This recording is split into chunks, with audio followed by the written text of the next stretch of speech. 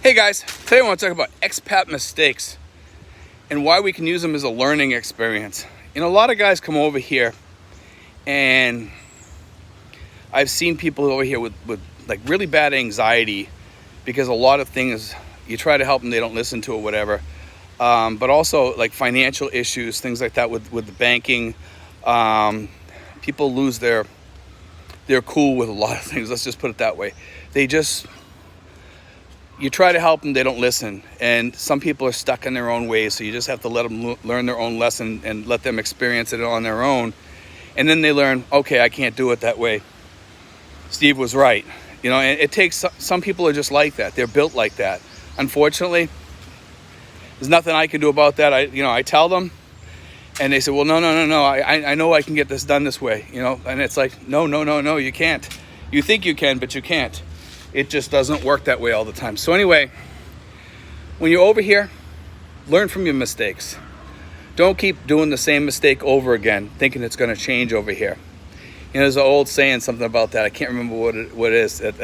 Insane people do something like that. They just keep doing the same thing over again. They don't learn from their mistakes or whatever. They just keep on doing it over and over again. And it's kind of like true. It's almost like a insanity thing about that. And it's just part of what some expats do over here. I see expats doing the same thing over and over and over again. It's like, man, when are you going to learn? You know, I've had a couple of expats over here tell me, hey, Steve, I had a guy, he called me, I believe he was from Dumaguete. He says, hey, Steve, what's an easier way than using my ATM here? He says, because every time I use my ATM, I'm having problems over here with the bank. They're locking my account. I have to call them. I have to fix it. I said, well, first of all, you should have told your bank when you left. And if they wouldn't do it, then you'd just go to a different bank. But I said, most banks will let you do it, but they want you to sign off that if somebody steals your card, or if the card gets scanned or something like that by one of those scanners that they pick up your numbers or whatever, that's what the banks are worried about, because I guess a lot of that goes on over here. What I tell people is, if you have a problem with your ATM card over here and your ATM card gets eaten, you can use Western Union to send money to yourself. And I've had people tell me, well, Steve, when you call Western Union, they tell you that you can't do that. Well, I've done it. Okay, so it does work, and it works for me, and I do it quite often, and I don't have any issues with it. So it does work. And you can also send it to your girlfriend, but sometimes they flag it if it's over 1,000. And a lot of you guys are sending huge amounts of money to yourselves, or huge amounts of money, and you have to be kind of more patient with that because it gets flagged. When you're when you're dealing with money, do it 1,000 or less. You're less likely to get flagged, and if it does flag it, just call them up, and usually they'll release it if you talk to them and say, it's for my family expenses or whatever. Say, look, I need to send money to my family, and usually they'll let it go through. Or if it's to pay rent or something like that, then put down paying rent. That's okay. You can do things like that. Also, a lot of people are getting money sent to them or whatever by relatives or whatever. Well, you know what? Some of that's going to start getting flagged soon by the IRS, because anything over $600, and I'm not sure how that's going to work out, or how that they're going to tell whether you're making money from somebody, whether it's a sale or what have you, because there's no way to really track to find out whether it was a sale or not. You can't tell. If I'm sending money to Joe Blow from Kokomo and I'm sending them $700, it's over the $600, and I'm using that to pay to get to my girlfriend or something like that. How does the IRS know? They don't. So, and a lot of people do things like that. They send money to other people or whatever, and that can be kind of a mess when you're talking about the IRS or what have you. So be careful when you're sending money, guys. Any of that stuff, it can just be a big hassle. There's all kinds of way to send money today with Wise and all these other different places out there, Remitly, and quite a few others, and they all work over here. I mean, I went to a place the other day, a Western Union the other day, and they must have had about 10 or 20 signs on the window of all these different apps that you can send money through that place. Okay, you can pick up money there, and I believe you can even send money there from some of these apps or whatever. And fintech is big now. Everything is changing. But one of the things, and a lot of you guys have commented about this, you guys had a lot of problems with Western Union. I will say this, when I put the app on my phone, a lot of those issues went away, okay? After about 6 months, they stopped flagging my account for things, and they started letting me put things through because they knew I was a regular customer, that the person I sent to was safe, and there's no issues. Then after like about 2 years, they flagged it again. I think just that as a safety measure, just to double check, to be able to talk to me. I called them up, told them the situation. I says, hey, this is what's going on. It's the same as it always has been. And they says, okay, sir, we can see that, this has gone through several times before, and, you're all set with it. So we're gonna unblock it, and it'll go through in about an hour. So I'm like, okay, and it did. It went through. So don't always knock Western Union or other companies. Stuff happens, let's face it. I mean, it's not always perfect here in the Philippines. When you send them money, that's the biggest imperfection here.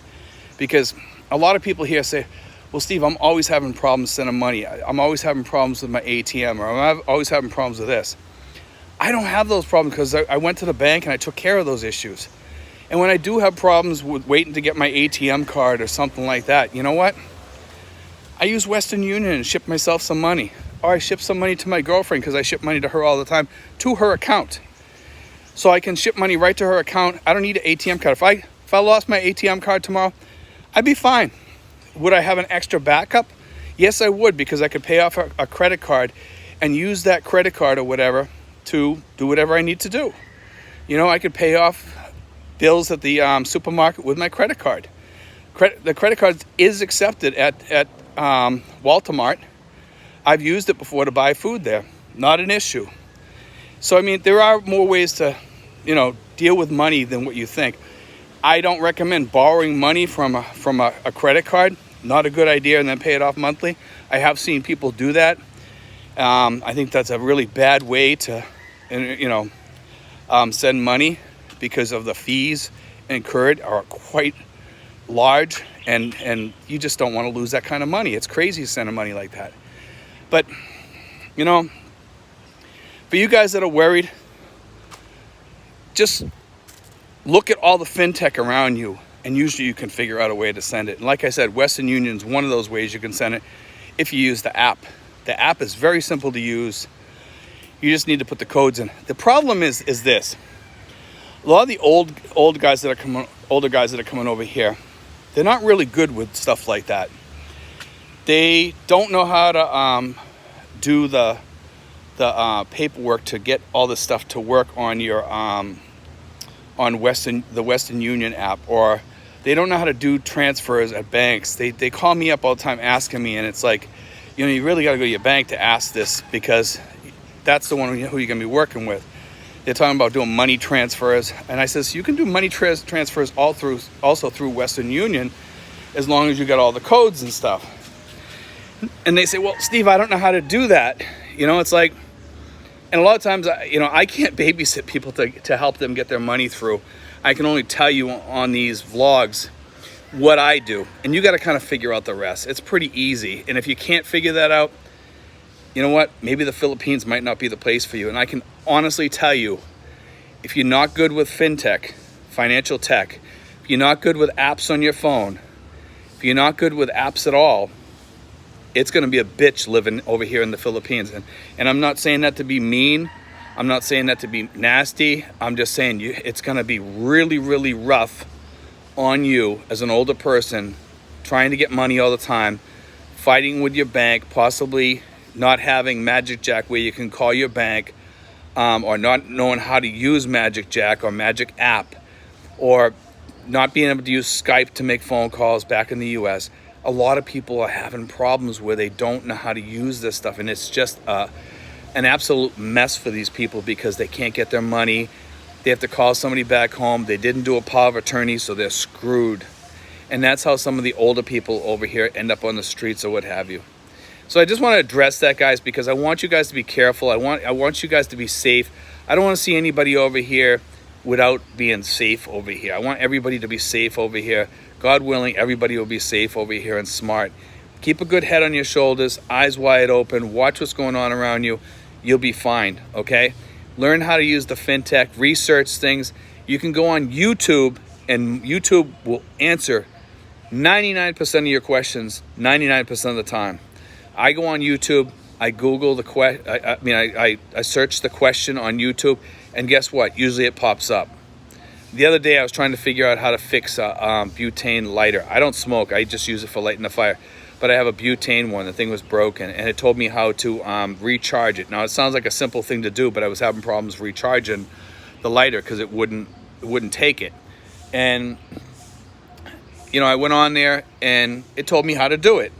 Granted, the lighter ended up probably being broken or something like that because it still didn't work after that, but I could tell it was fully charged because I could feel the cold inside of it. So when I did it, I was like, okay, obviously that rules that situation out. But I learned how to do it. Okay, so you had to do it a certain way. It told you, to pump the can so it'll fill it up quicker or whatever. And YouTube itself will also answer your questions when you have an issue over here, whether it be financial tech, Western Union. Most of the time, this stuff is on there. Anyway, guys, God bless. Take care.